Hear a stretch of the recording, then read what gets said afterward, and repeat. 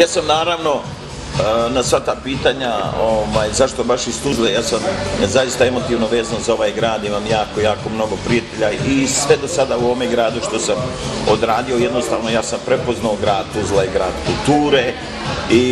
a ja sve u životu što radim ima nekakve veze sa kulturom i samim time taj koncert koji će se desiti 4. juna na stadionu Tuše zadovoljavajući sve kriterije jednog po evropskim, možda čak i svetskim standardima, što znači sve ono što je popratno za koncert, kompletna ta produkcija, stadion kao prostor je ovdje najidealniji, zatim što se tiče svih obezbeđenja, to će biti na jednom vrhunskom nivou, tako da i oni najmlađi od 7 godina do 70 godina kad dođe mogu se sigurno bezbedno osjećati, jer to je dan ljubavi, tu noć će pobijediti ljubav, naravno bit će tu još mnogo informacija koje ću blagovremeno objaviti i dolazak samog Gorana Bregovića u grad, možda neki mjesec dana prije i tu pres konferenciju koju ćemo napraviti ovdje na jedan način kakav zasigurno nije još i viđen. Naravno, mi nismo u nikakvim varijantama nekakvog rivalstva,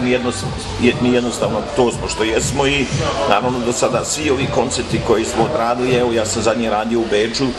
slušali smo apsolutno sve rekorde i postoje videozapisi koji to potvrđuju i sam Goran Bregović je na kraju koncerta rekao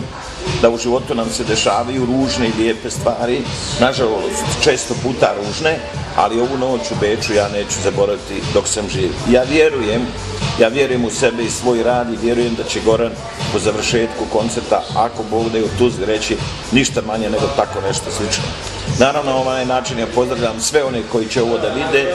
i radujem se njihovom dolasku i jednostavno mi ćemo opravdati ono zbog čega svi kažu da je Bijelo dugme jedno od najpopularnijih bendova svih vremena na našem prostoru, tako da i raduje me to što će doći upravo oni od 7